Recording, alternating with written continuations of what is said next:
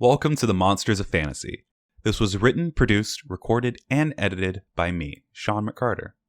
Monsters of Fantasy is a production in which I will explore the truly horrific side of the fantasy world known as Dungeons and Dragons. There are content warnings in the show notes below.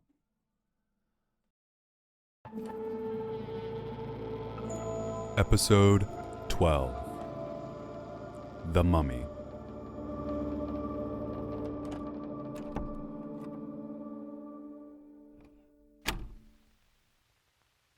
Hello, everyone. It is the final day for the parade in Voron. Everyone is all dressed up as their favorite undead monster, and, well, everyone aside from Daisy, so after I finish up with this entry, I think we'll all be using the teleportation circle that we have to go have a night on the town. Or so Nico promises, and because this entry was chosen by yours truly, I must say I'm just in a good mood today. I chose this undead monster as it was the last undead I faced back in my adventuring days. I was traveling down to Rakir with an old friend of mine to see her off. On the way, we happened to have a run-in with a mummy. The fight wasn't anything like the story I'll be sharing with you today, but it was a memorable one. However, this is not Kez'Var's social hour, is it? I want to go enjoy the festivities, so let's get this started. Story taken by Bren and how his party got lost in one of the ancient temples of Rakir.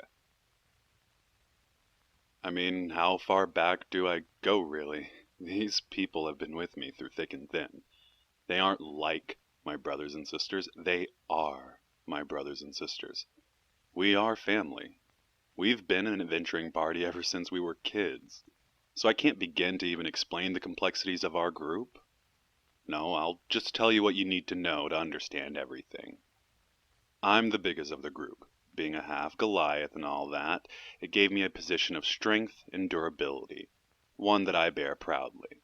That's how it's always been since we were little kids.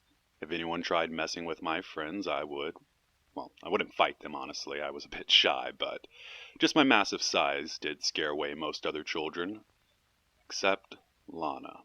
She was a headstrong, or still is, a headstrong, curious halfling woman, who, even as a child, was not scared of me like most other kids.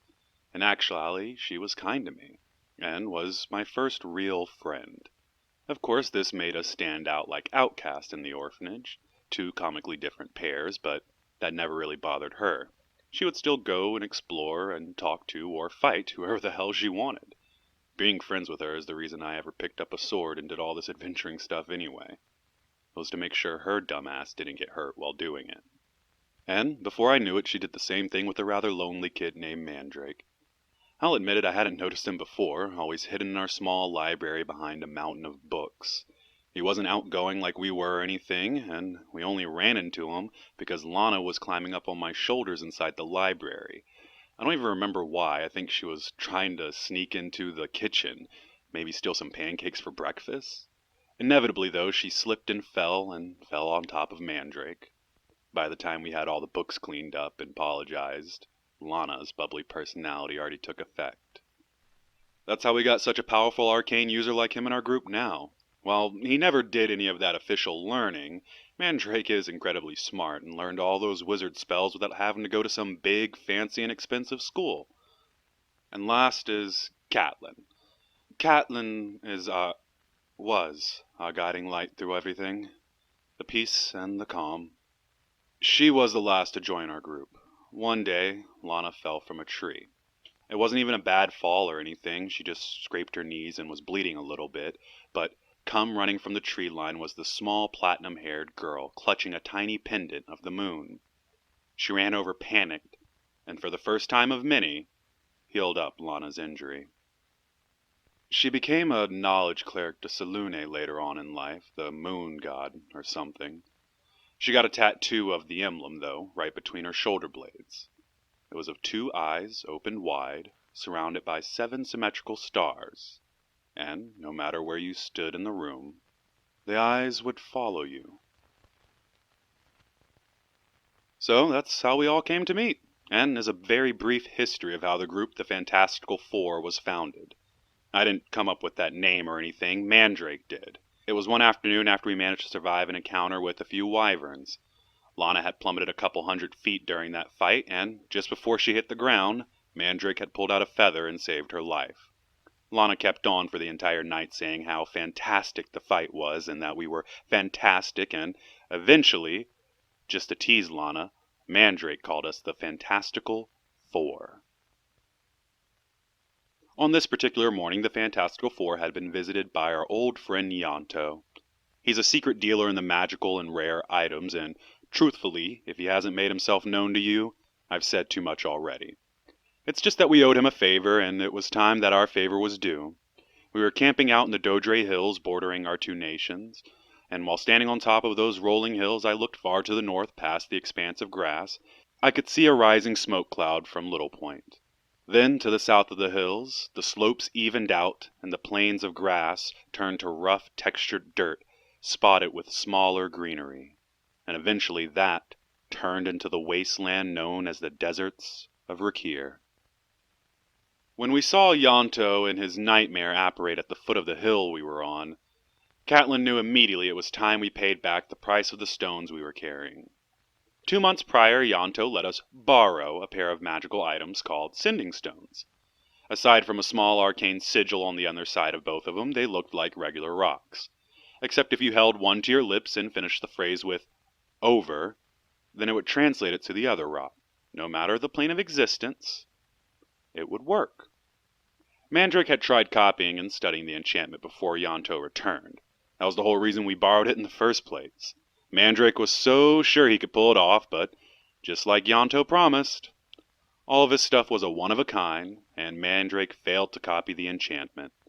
The best we could manage was 1 message a day, but to our knowledge the ones that he gave us were limitless.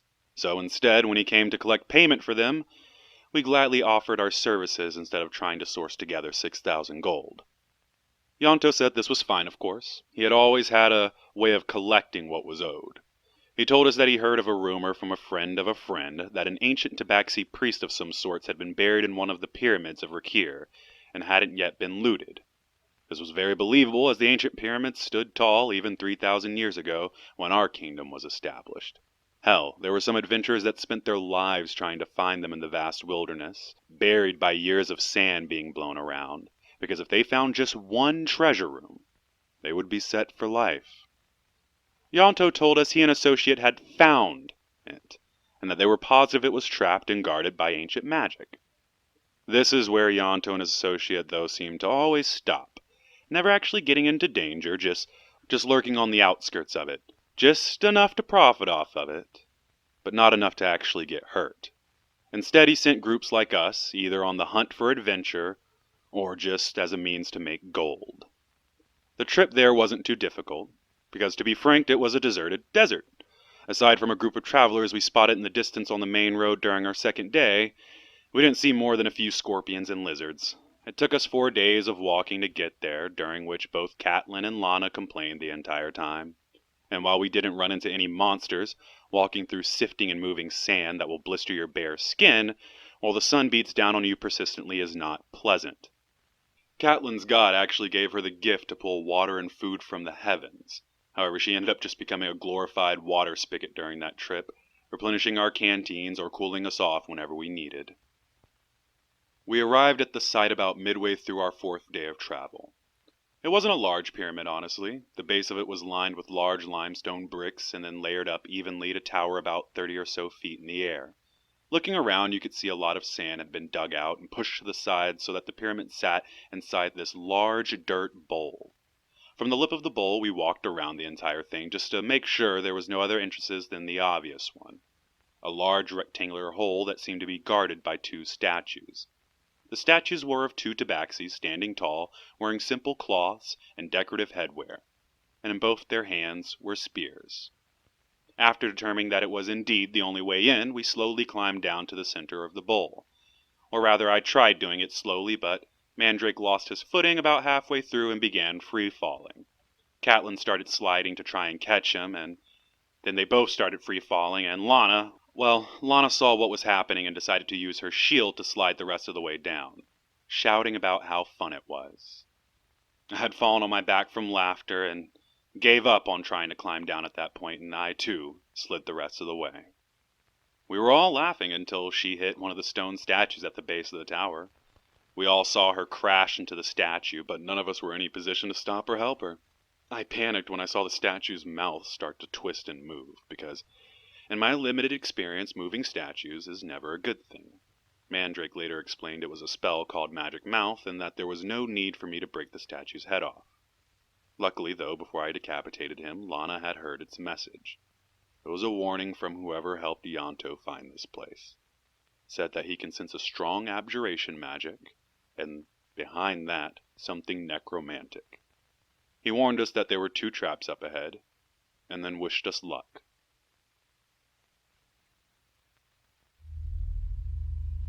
We entered the threshold of darkness, and almost immediately Catelyn casted light on my greatsword so I could lead the way and see. The air was cold and dark from the tunnel before me, but we could at least now see 30 or so feet in front of us. We had been in underground hideouts, ancient ruins, hell, before this mission we crawled quite literally through a labyrinth. So, to us, we were just entering another dungeon. Those first 2 traps were just the beginning. First one, Mandrake used an arcane hand to trigger a tripwire. Afterwards, a large, almost comical stone mallet swung out from the ceiling. The next one, I used the weight of my greatsword to trigger a pressure plate, and immediately afterwards, a volley of arrows ejected from hidden slits in the stone walls. There was a pit trap that we noticed thanks to my glowing guide, and then, after another 20 minutes of walking past that pit trap, we came past the most complex of them all, a turn. It seems that sprinkled throughout the tomb were dead ends and tunnels meant to disorient whoever was traversing them. They would continue another couple of 100 feet with false corridors amongst false corridors. Now, I may have been leading the group only as a meat shield, but Mandrake was the brains and told me which way to go, and remembered our exact path out. Anytime we reached a dead end, even after 5 or so previous turns, he'd be able to get us back to the right crossroads. It was after the 3rd trap that sent a volley of arrows that I asked out loud to the group. It was really weird we hadn't come across any monsters of any sorts. Yeah, traps were common, but I thought that these ancient emperors, especially ones that specialized in constructing pyramids, would have had some kind of better security. Hell, some houses in Voron you could probably find a guardian blink dog or something. Lana responded that maybe since this one was a priest, that maybe they didn't believe in binding any monsters to protect them? She kind of proposed the question to Catelyn, but she had no answer for it. She, however, seemed to be perplexed with the idea that we had yet seen anything besides traps. No inscriptions, no writing, nothing. She told all of us that she didn't have a great history in temples of Rakir, but this was very odd. Traditionally, the walls leading to the resting place were lined with scriptures or murals. Yes, they were traps down here, but that was for strangers to be kept out. The people who constructed it, or the ones who worshipped it, after all, would still need to go down these pathways to pay homage to their fallen. Some spending lifetimes bringing gifts to the dead. She said the lack of stuff unsettled her, and that it seemed that the temple was almost unfinished or rushed. It was when we came up to a flat stone wall at the end of a particularly long hallway had it seemed like we made any advance in the dungeon. It was a 10 by 10 flat wall of brown stone, and painted in black lettering in the center was an unreadable script, just shapes and blotches that seemed to form a 2-line sentence. At first I thought we reached another dead end, but I had to agree even if this wasn't the way we were going, this was the first thing we were given after 4 hours of carefully moving at a snail's pace. We tried pushing it, we tried saying open, we tried asking nicely. Hell, even Lana at one point tried running straight into the wall, only to bounce off with a bruise between her eyes. We were doing this charade while the wizard Mandrake sprinkled powdered substance around his spellbooks. One of them was a white color, the other like a dark black powder. This went on for 10 minutes as he spoke arcane words around the book, but at the end of the ritual, a flash of blue light spilled from his skull, and slowly he read what was on the wall. This is not the end, but the beginning to eternity. I groaned and complained aloud at the thought of us not being at the end yet. However, Catelyn just silently walked up to the wall and pressed her fingertips against the text. Death. And as the soft words left her lips, the script began to glow. Dust started coming loose from the ceiling as the wall began to slide down into the earth, immediately hitting us with the cold, dark air that had been trapped for thousands of years. However, it did not smell old or ancient. Actually, it reminded me a bit of Catelyn's cooking. I smelt a mixture of spices as the scent of thyme, lavender, and peppermint slowly drifted out to meet us. The wall opened up into a large circular room. The floor was bare and stone, and aside from a slightly indented circular cutout that was in the center, it was about 10 feet across, but only seemed to recess an inch or so. In the center of the stone circle stood a small pillar, about 3 feet tall. On the top of the pillar, stone claws wrapped around a small black gem. On the ceiling, spaced about every 5 or so feet, was a burning torch, seemingly arcane as they all burned evenly to illuminate the walls of the chamber, which was covered from floor to ceiling with a painted mural, and across from me, with a black gem centered in its chest, was this large jackal-headed humanoid. He was sitting on a stone throne and had this long golden staff in his right hand and in his left what looked like a cross. But instead of a straight line coming out of it, it broke into two and formed a circle at the top. He was painted in vibrant gold and green armors, but it was the rest of the wall that bothered us. This person was painted quite large in relation to the rest of the mural. The rest of it, putting it sparingly, was either a mixture of text and small paintings that told some kind of story that I could not tell. Mandrake was the only one who could read the text, and he still struggled to make sense of what they were trying to say. Whatever it had to be was morbid, though, because all of the pictures depicted a group of tabaxi worshipping this figure, the large center one, but it also showed them mutilating their own kind. Almost half the wall was used to show them removing organs one after another out of a tabaxi. After what felt like an hour of searching and looking at a way to progress out of this tomb, we gave up and resorted to using some of our higher level arcana. That was because I was rushing them. I'm not good at figuring things out. I'm good at hitting things, and frankly I hadn't been able to really contribute much this day and was getting bored. After Mandrake had done that same little ritual twice more just to keep reading the wall, Catelyn grew frustrated and decided to ask her god what we should do. This wasn't the first time she asked Selûne to help us out, but I always hated it. Her god was so cryptic and condescending to us, but that didn't stop Catelyn from setting up her incense and candles right there in the room and start chanting to her god. Eventually, as the chanting mellowed out to a whisper, her tattoos and eyes began to glow. She said out loud, "Are we in the right room to continue the treasure we seek?"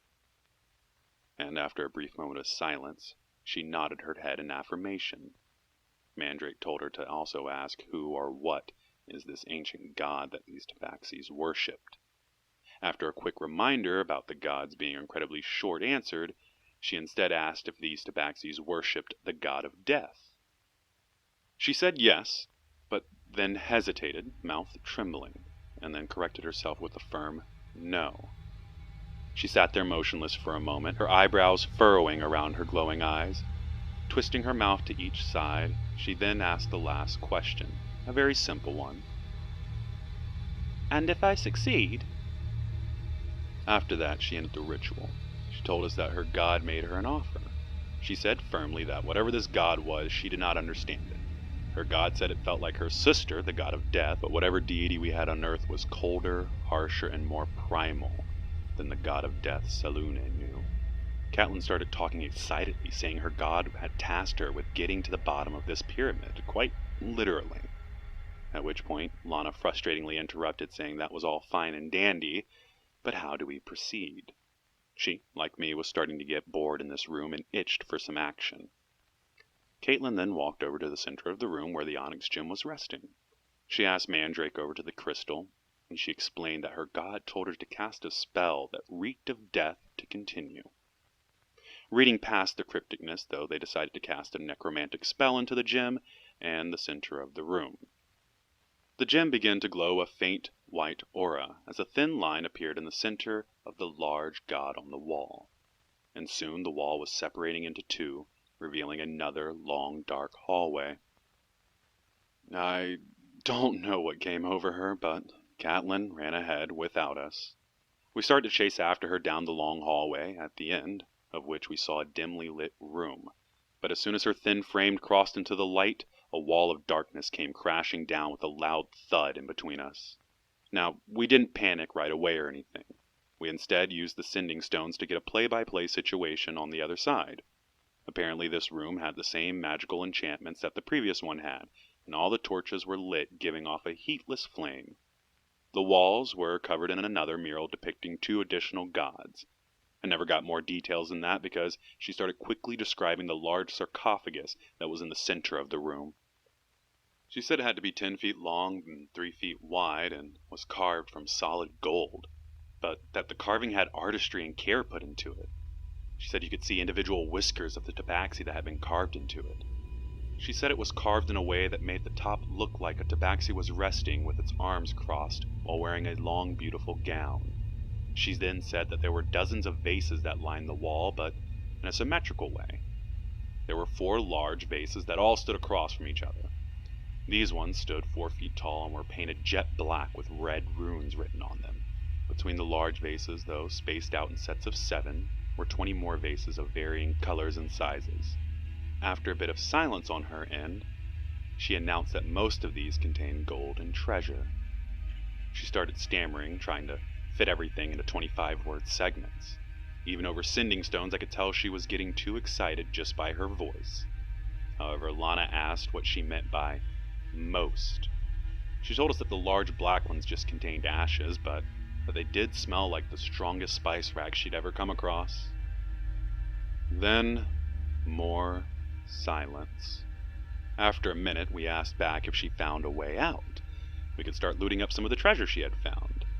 It took her a few seconds to respond, but she told us she hadn't found one yet, but that she was going to check around the sarcophagus.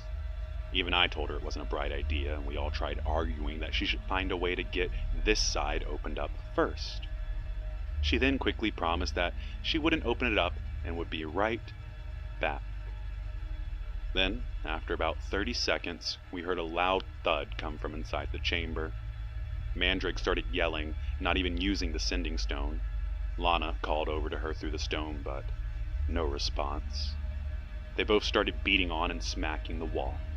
I then shouted at them both to step back, and with the white, hot, burning rage, I ran into that stone wall. I felt my entire shoulder crunch under my weight. 1 or 2 bones definitely shattered, but as I felt the wall give way, I came barreling through to the other side. Now, Catelyn was right about its burial chambers being very beautiful and gorgeous, but we only had a second to take in our new dusty surroundings because standing up in its sarcophagus was the remains of this long-dead tabaxi. It was covered with rune-scripted bandages, but they had fallen away in several places, revealing patches of hairless skin. Its mouth was open to reveal a set of petrified but sharp teeth. It had a singular amulet hanging from its neck, in the center of which an onyx gem rested inside the same symbols we saw during our descent. Its body was extremely frail, even considering its once natural feline grace. No, it was obvious that this was merely stretched flesh hanging onto bone. There were no organs inside this monster. It had 1 long, thin arm outstretched, and from the ends of its claws, blood was freshly dripping. Standing there completely frozen was Catelyn, our cleric. She had 3 large gash marks on her cheek, and even though the wound was obviously fresh, her skin went from a warm greenish tone to a sickly gray all around the wound.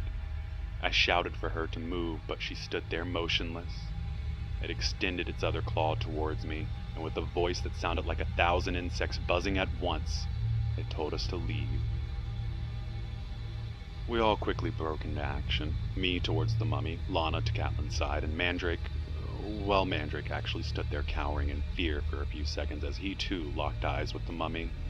Catelyn, though, however, snapped out of it and was hastily retreating from the monster. However, before she could get away, it slashed out again, this time opening up her tattoo. I got filled in on that part after we left the temple because, at the time, I was in a one-track state of mind. When I entered that room, I saw that Catelyn's cheek had been split open by this undead abomination, and so I ran screaming to unleash my full might on the mummy.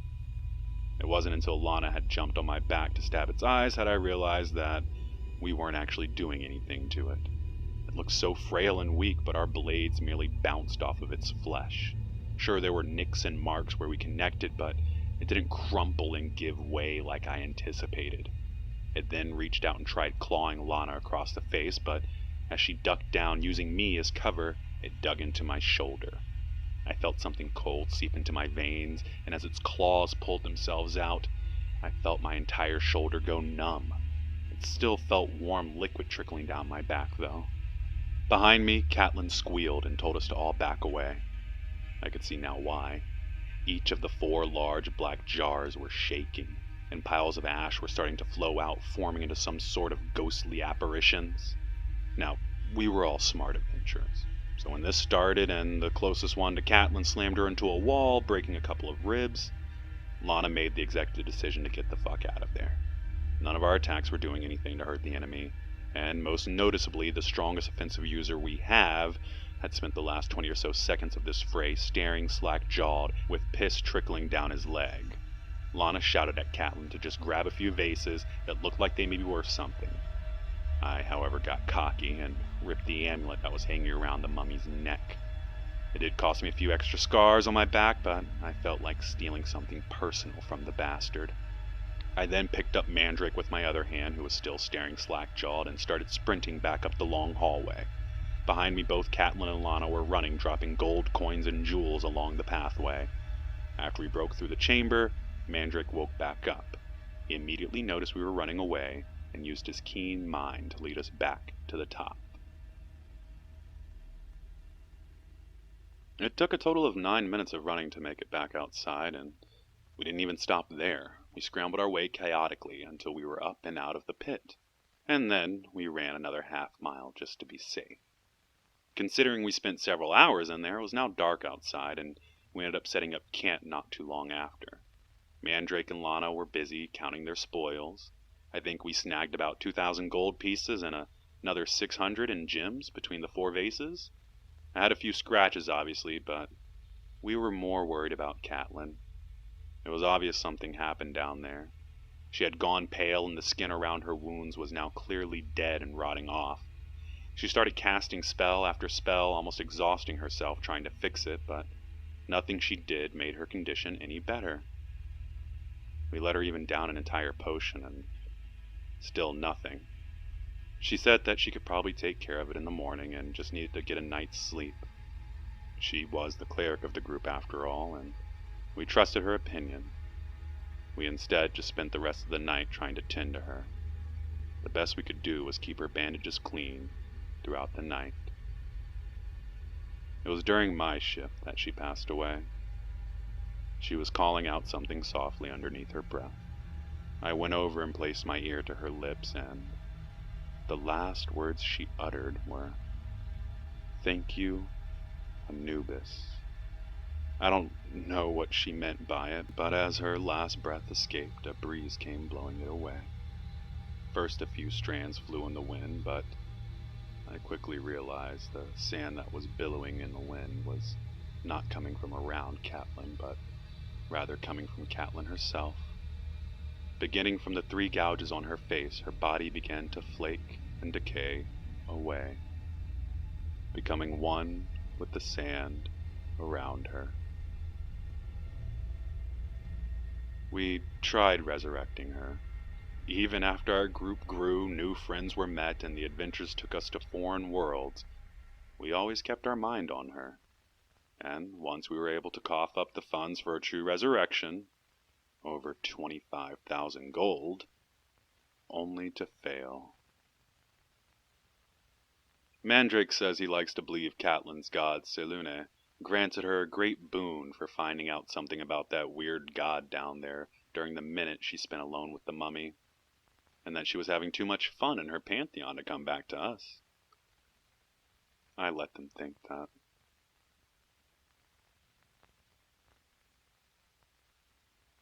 Well, that was my selection to celebrate the Festival of the Dead. Like I said, I chose this one as one of my best friends, Erytheras, was from Rakir, and the camaraderie of this story stirred up old memories of my adventuring days, so this just felt right as our final submission. The Mummy. Physiology. Now, I'm going to start this by stating the obvious. It's an undead humanoid. However, unlike every other entry, this one is quite special. You see, a mummy is usually created through a very sacred, almost private ritual. It's not simply the act of killing or even raising someone from the dead. It was an ancient ritual that many priests did thousands of years ago to honor their lives and devote themselves, even in death, to their gods. The ritual involved removing all their organs and placing them into separate jars, bathing the corpses in herbs and spices, and then, lastly, wrapping it with bandages inscribed with arcane runes meant to bind the soul inside. If the ritual is done correctly, you will have an undead humanoid who is now bound to its slumber, only waking when its rest is disturbed. Weaknesses and resistances. Let's just go ahead and get this undead bit out of the way. It's immune to necromancy and poisoning, and it can't be charmed, frightened, or paralyzed. And just like you guessed it, it does not need to sleep or eat. However, the magic that keeps this corpse animated, and like skeletons, actually protects the mummy from non-magical attacks. Not completely, but that explains why Bren was having a hard time hurting it with a simple greatsword.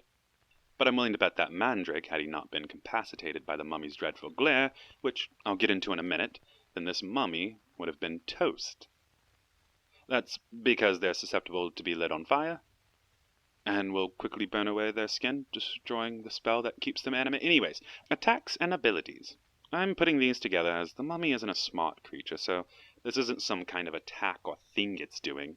I think it's just a naturally occurring effect that's a byproduct of the curse. First is its dreadful glare. When locking eyes with the humanoid, it performs a mental assault on its victims, usually implanting images of the person themselves decaying and rotting away. This is really only good once, because as soon as you shake it off, you can block it out and not be affected by the creature again. Second is the attack. Now, the mummy will try and hit you like any normal undead would, striking out with its fist or claws. However, the lethality lies in the mummy's curse. It seems to be a byproduct of the magic that keeps the mummy up, and can be transferred when the mummy makes direct contact. The curse will start as a small infection or rot, and during this time you cannot be healed through potions or arcane. Instead, slowly the curse will eat away at your flesh, eventually turning you into dust. Now, it can be cured with a simple remove curse spell or stronger incantations, but it's still a tricky one to deal with. And that brings us an end to this entry. Okay, I'm going to make this quick, as the others are waiting downstairs. I want to say I think Yonto knew there was a deadly encounter at the base of that pyramid. I think this is a man who does not care if the people supplying or buying this merchandise lives or dies. But this is all just conjecture. Nothing has told me myself that Yonto is an evil person.